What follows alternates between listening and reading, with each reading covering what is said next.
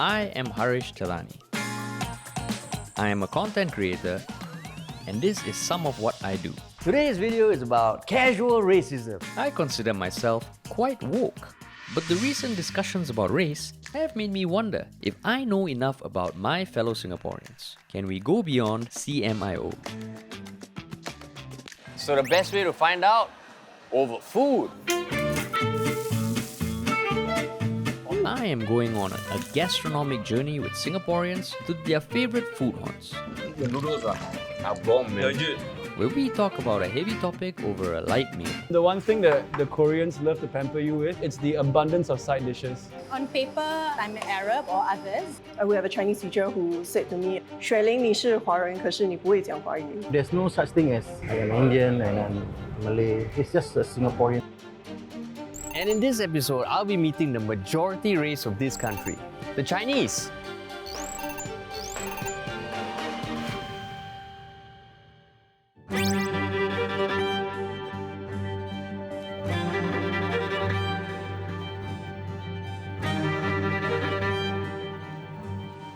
Hey Linying, what's up? Hey, hi. You just chilling here? Yeah, reminiscing. What are you reminiscing about? I had my first live performance here on this stage, and then yeah, I've had many more over here since, so it's a place that's very special to me.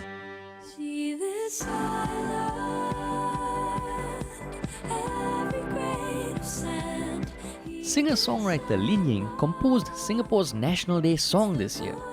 It amassed over 3 million YouTube views in 3 months.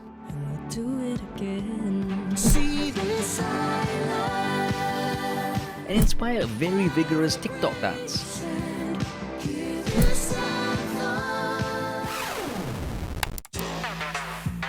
The 27-year-old first made her mark on the music scene with her 2015 debut single, which had over 6 million plays on music streaming service Spotify. So is there a specific memory from your time at the Esplanade that sticks out for You know what's so funny? Because I was thinking about how my first show here, I also did my first interview. Yeah. It was in one of those restaurants in there. She was a journalist, gonna ask me a few questions, and then I ordered fries, and she was like, "Oh, are you supposed to have that as a singer?" And then yeah, so basically I I laughed about it. Because that is a question that I always have. Like, as a singer, you know, where your voice is so precious, can you eat anything you want? I mean, I don't know if you're supposed to, but I do because I just love food too much, and I will never let my career get in the way of what I think is one of life's greatest joys. So is there a particular dish amongst those greatest joys that you like? Yeah, let's go and have Hainanese curry rice. Hainanese curry rice. Let's Okay, go. awesome.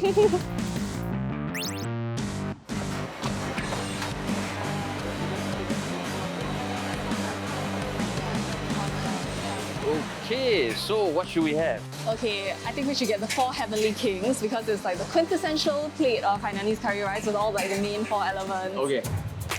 The kings that the dish refer to are pork cutlet, boneless curry chicken, braised pork belly, and braised cabbage.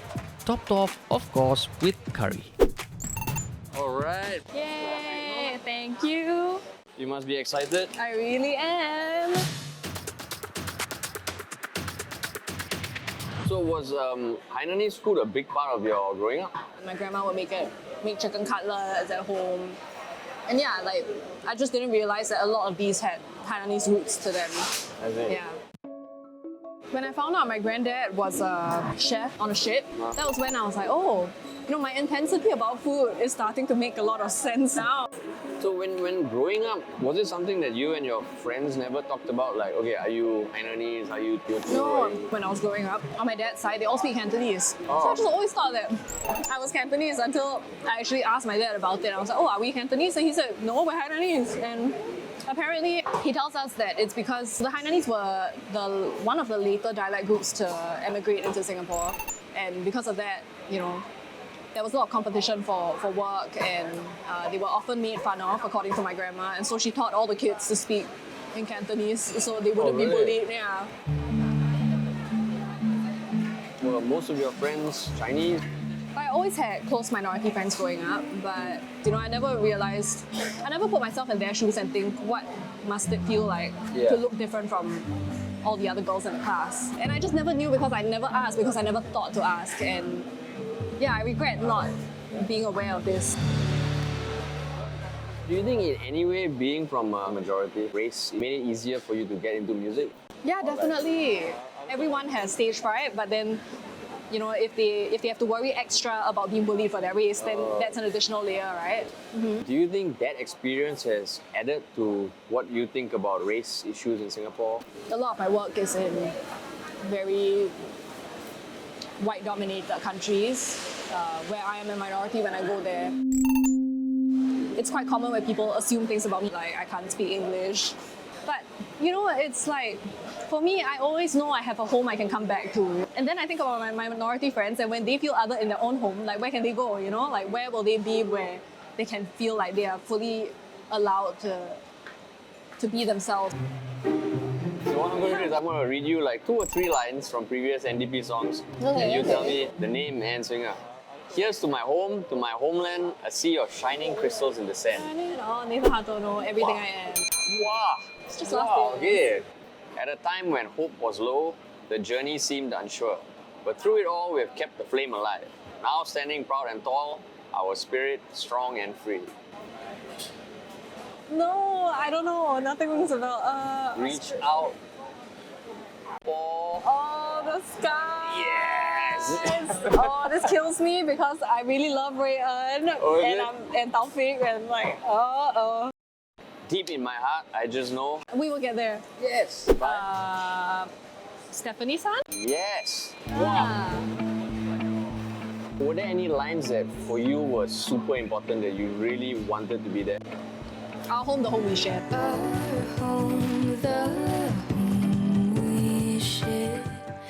We share this home with one another, you know, like Singapore is nothing without Singaporean people. What do you think about the need to have the 4 races represented in the NDP video? Well, I think that it's, you know, good to have everyone represented. Maybe some years we can just have, you know, one Malay guy and one Indian guy singing the NDP song together. Maybe it's stop thinking too much about like who needs to fill a quota and people react badly if we don't do this. I'm super excited for the songs that you're gonna write. And I'm super thankful for introducing me to this awesome career. You're welcome. I'm also very happy to share this meal with you. You know, I agree with Linying that maybe not all 4 races need to be in every NDP song. I think we should all hope for a future where the songs celebrate our Singaporeanness while embracing our cultural differences. But not in ways that are 25%, 25%, 25%, 25%. And with a little more randomness. It's not really all about what race you are, but it's really how much work and effort you want to put into the sport.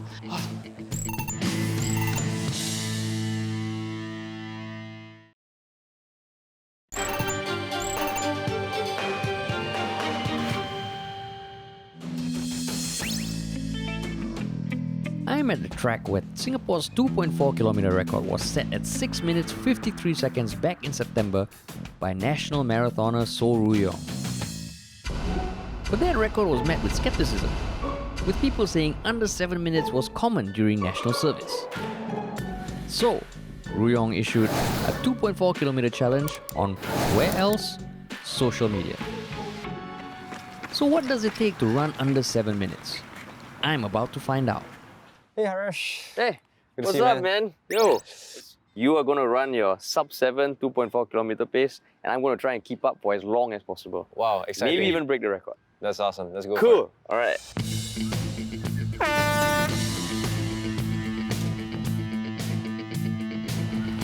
Pace up.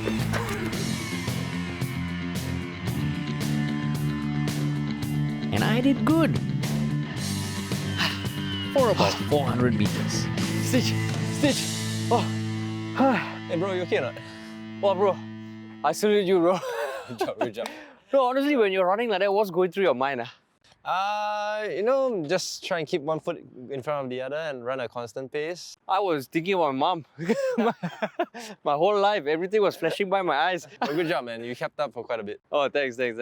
So what I just tried to run was your 7 minutes, sub 7, 2.4 kilometer pace. Thereabouts, yeah. And what made you want to issue the challenge? After I ran that 6:53, 2.4, I think 90% of the reception was quite positive. But you had like the 10% of people, they were like, this is nothing impressive, you know, like 20 years ago in camp, we had like many guys who can run below sub 7 for 2.4. This challenge was really to debunk all these crazy 2.4 myths that you hear. So would you say you're an arrogant person? I would say that I'm humble enough to know what I can and cannot do. So I have so many questions I want to ask, but I just did a tough workout and now I'm quite hungry. We barely ran, bro. Hey bro, do you see how much I was sweating? Okay, yeah. I know this good place around the corner. Let me just show you over there. We're not going to run. No. So don't worry, we're not going to run. Just slow walk, slow walk. Okay.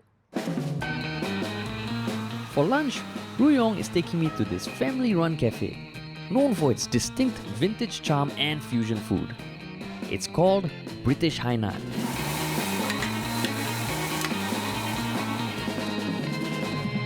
Alright, so what's the plan for the meal? I got you some of the stuff I'm most familiar with. Yeah. My favorite. Thank you. So this is oxtail stew. And for yourself, this is... We have a braised lamb shank for you. Wow! Great, enjoy your meal. Thank you. This looks awesome. So I used to come here with my family quite a bit. So really good memories, and yeah, I think it goes beyond the... How should I dig in? Like just, how do you go for it? I usually like start with the bread. Just soak it in. Yeah. Let's go for it lah.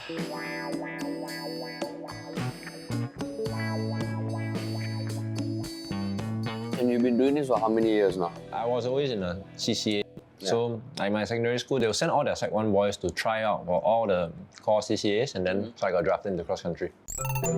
What was the ethnic makeup of your teammates in cross country? When I was in secondary 1 and 2, I was actually in Hwa Chong Institution. Okay. I only went over to Raffles Institution in Sec 3 and 4. But that being said, my teammates were all mostly Chinese. When I was in the SAP school, there was like one Indian guy in my entire cohort. And when he's playing football, people call him like, hey Blackie, pass the ball. Now when I look back, it's not very nice. But back then, it didn't seem that this was unacceptable behavior. It didn't seem that this was racism. And how did he react? He was super nice about it. I mean, very tolerant of all these things. I definitely didn't reflect on it when I was at a young age, but through the years, I think, especially in recent times, these things have become more and more prevalent, like more and more discussed, maybe thanks to social media. But were there a lot of stereotypes when it came to sports and what race plays which sports or anything? Yes, for sure. So back when I was in secondary 1, every Singapore national record from 100 meters all the way to the marathon was held by an Indian athlete. So naturally, there was that stereotype, like, oh, Indians are just better at running than anyone else. Did people assume that you played another sport or something? No. I know you're going to say, when did I quit table tennis to run? I was it.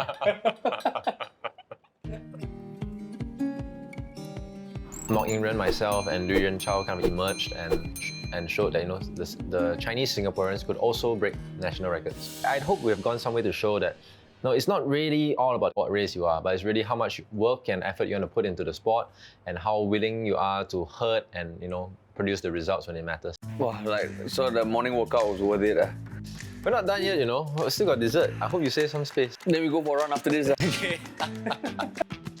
How do you see sports in Singapore culture? We don't really have much of a sports culture in Singapore. And I think it's really because from a young age, we're taught to be pragmatic, focus on getting good academic results.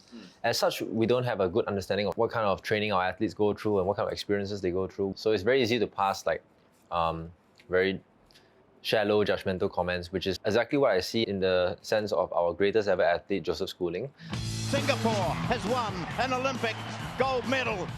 When he won, he came back, people were adoring him. Later, when he has a dismal Olympics by his standards, I felt that there are a lot of people who were keen to jump on the bandwagon and have a go at him. Do you find that sports unite Singapore or divide Singapore more? Obviously, good sporting results will unite Singapore.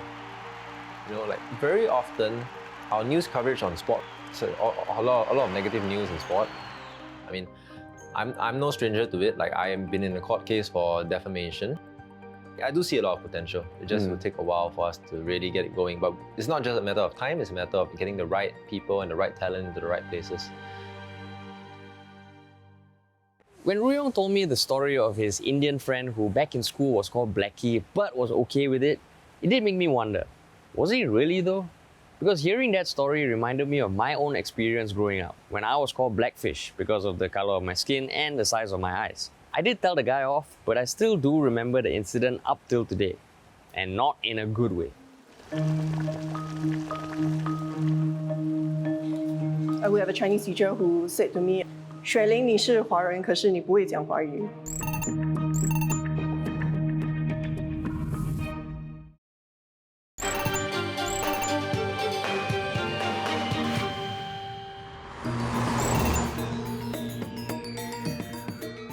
Today, I'm meeting someone who was once known as Singapore's youngest politician. And we will be making these. Nicole Seah first entered the scene as a young, fresh-faced opposition candidate in the 2011 general elections and was one of the most popular politicians online. After a 2-year break from politics, she is back in the saddle, contesting the 2020 elections under the Workers' Party banner. Hey, Nicole. Hey, hi Haresh. Hey! So welcome to Kim Chu Kway Chang. This is our kitchen studio. So what we're going to be playing with today, have fun with, is the process of having to make onde onde. I've never made onde onde in my life. Right, so I'll leave you guys to this. Okay, Please cool. enjoy. Okay. So, Do you make kueh regularly? yeah, I'm really passionate about making kueh. I've made kueh salad, kueh bingka ubi, kueh kosui, kueh apom, and basically it's just my way of keeping in touch with my heritage. So when did your interest in kueh making start? So I'm Peranakan. I grew up eating kueh for sure, but I never really took that interest in learning how to cook and learning how to make kueh until I started living overseas. I think it was a combination of being really homesick, but also just trying to understand what your roots are, what's your heritage, especially when you're in a place where the culture just differs so vastly from your own. How good would you say you are a kueh maker? I did get requests to sell my kueh, and I did seriously consider setting up a kueh shop. Oh, really? Yeah. Now we can put those skills to the test. We put it in, it rises up, then we wait for 10 seconds. That's right.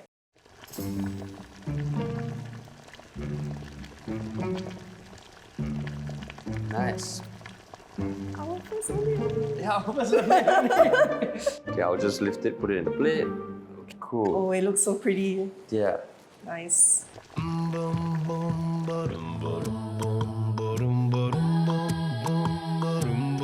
Alright, it looks good. They're all socially distanced as well. Take one. Okay. Cheers. Okay. Okay, I'm gonna have one more because it's just that good. But this is really sweet. Do you have something savory that you recommend we eat? Yeah, I know of a really good place nearby. Let's go.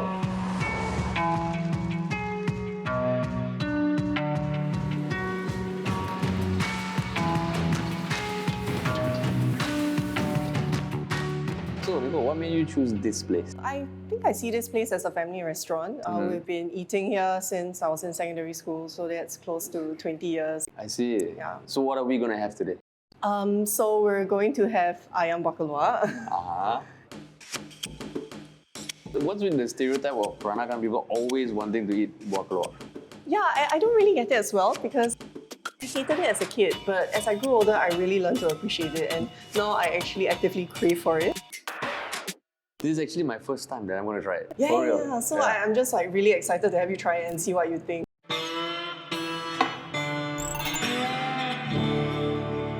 So what exactly is buah keluak? It's a type of really poisonous nut. Apparently they use it as rat poison. Yeah, but someone figured out that it could be eaten. Yeah. So have you made this dish before?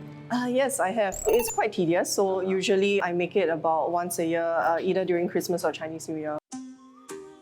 We have bakwan kepiting, so that's like a meatball soup. And we also have chap chai, so that's a vegetarian dish. And we also have sambal sotong.